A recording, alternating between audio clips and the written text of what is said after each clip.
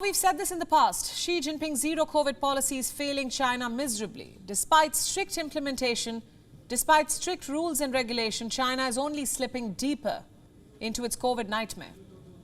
Look at these numbers now. On the 27th of November, China reported 38,500 cases. On the 28th, there were more than 39,000 new cases. And then on the 29th, China reported a colossal 71,000 new cases. After 2.5 years of this pandemic, the development of vaccines, better health services, and of course, China's very own zero-COVID structure, these numbers are embarrassing. Who's responsible for this? Who else but Xi Jinping? It seems he's still living in 2020. He's still sticking to policies which most of the world has now discarded.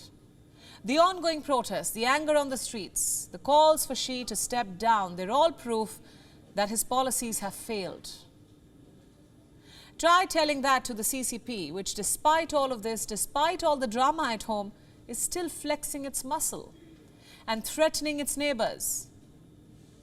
Take the case of South Korea. On Wednesday, it witnessed an incursion.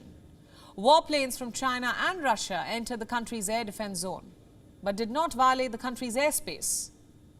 We'll tell you the fallout in a bit. First, let's get some facts clear. How is a country's air defense zone different from its airspace? To start with, an air defense zone is an area wider than the country's airspace. It is used to identify and locate the aircraft about to enter the airspace, and it is usually declared unilaterally. So Russia and China violated South Korea's air defense zone, and according to reports, there were at least 6 Russian and 2 Chinese warplanes that entered the area without any notice. We understand Russia's intentions. It is waging a war in Ukraine. South Korea is a US ally. It is leading the efforts to end the same. So for Russia, this could have been simply a routine display of strength. But what was in it for China? Doesn't it already have too much to deal with at home? What was the need to try and threaten a neighbor that barely speaks on China's affairs? It's beyond us. Just like this report, it has been released by the Pentagon. Look carefully what the headline states. China to possess 1,500 nuclear warheads by 2035. 1,500. The report further says that China is working round the clock to amplify its nuclear arsenal. It currently has 400 warheads. It's looking to more than triple this number in the next 13 years. The report adds that China launched more than 135 ballistic missiles in 2021. That's more than the rest of the world combined. It doesn't end there. The report also says that China wants to control Taiwan by 2027, even if that requires the use of force.